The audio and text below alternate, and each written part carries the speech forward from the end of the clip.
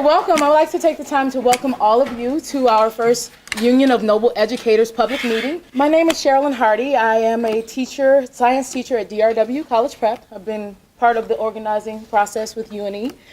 And I'm just so happy to see every single one of you tonight. So we wanted to first welcome you and we wanted to create a space for every single one of you to come in, ask questions for our educators, staff, community leaders, political figures, even our students, if we have any here. So to create a space for you to speak and be heard, we think having a voice is important. Who is UNE? We stand for the Union of Noble Educators. We are not just a union for teachers, but we are simply for all staff that cannot hire or fire. So it says very clearly under the first bullet point, that anyone who does not have the power to hire and fire can be a part of our union. We are including teachers who are certified, teachers who are not certified, learning specialists, paraprofessionals, office staff, including administrative assistants, disciplinarians, or called culture team members at other schools as well, college counselors, and social workers. So unlike what others may dictate about our union, we are purely for our staff of our schools, not just for teachers, but welcome to all. And it is a movement that has been led by teachers. It was started by 2 teachers years ago, and it has grown obviously since then. And it is something that we are very proud of, that we are representing ourselves in this case.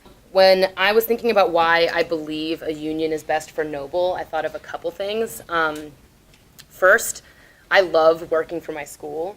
I love my principal. I love my assistant principal and my students. I have an amazing planning partner, and in a dream world, I would love to build a career at my school. I can see myself being there for the long run.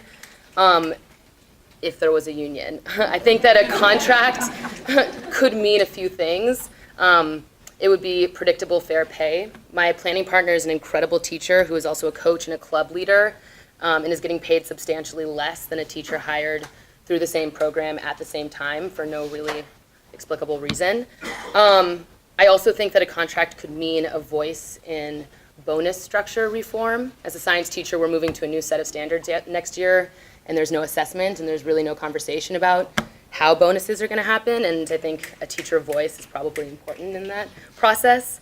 I also think a contract could mean like actually planning a future, family, retirement. I don't think those are too crazy to talk about or think about.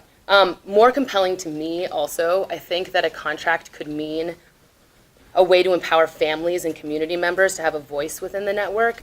And ultimately, overall, I think keeping strong educators in front, like who want to do this very challenging work in front of students, is best for our kids. And as a teacher, that's what I care about most. And so that's why I think a union is best for Noble. Thank you. I want my kids to want to come to school.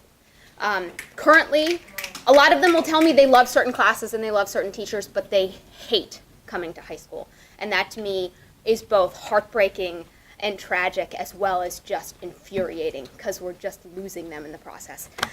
So yeah, I want my kids to want to be there. And more importantly, I want them to yearn to come back each year. I do not want them to talk about, oh, I'm going to transfer. Like, I got to get out. Like, that is not a mindset that any child should have when they walk into the doors of an educational institution. The 2016 to 2017 year, Hansberry lost 12 non-administrative positions during the year. Not at year's change, not at the end of the summer, not like, whoops, told you I wasn't coming back. Since August to now, we have lost 12 people.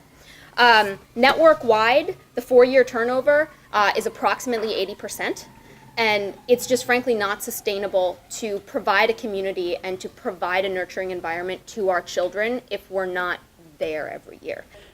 Even though we're not officially a union and don't have a contract, Pritzker has been acting in really wonderful ways in solidarity to work on class size and capping class sizes.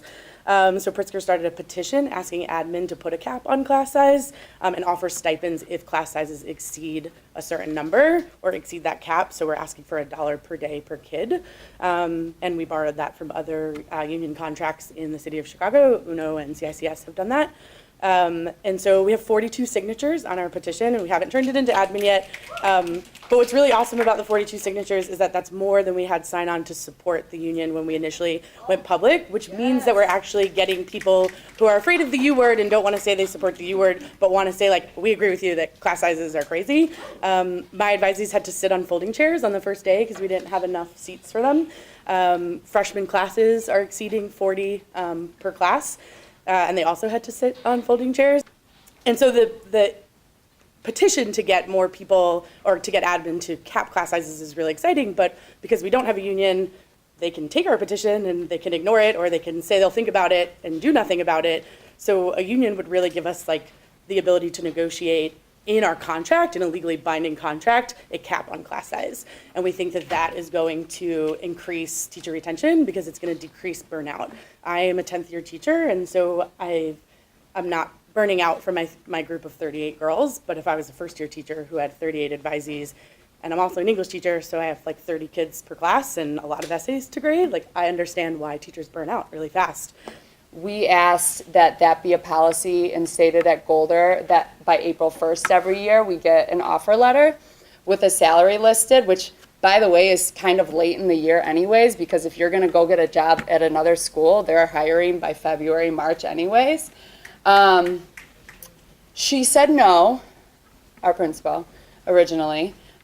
We submitted signatures. She was not happy. Colleagues were approached very angrily, one-on-one. And last night I got an offer letter in my email, which is great, TBD salary, we'll get there. I'm just asking for the same one from this year anyway, so. But, you know, so these small wins, and we've been fighting so hard for it, should just be basic things that if your 26 people on your staff are asking for this, it's an easy thing to write up a letter. This is not a big deal. Let's get it in a contract so that my future colleagues don't have to fight for it, because we're going to hire a third new staff again next year. That's just the way it goes, whether they know it or not right now.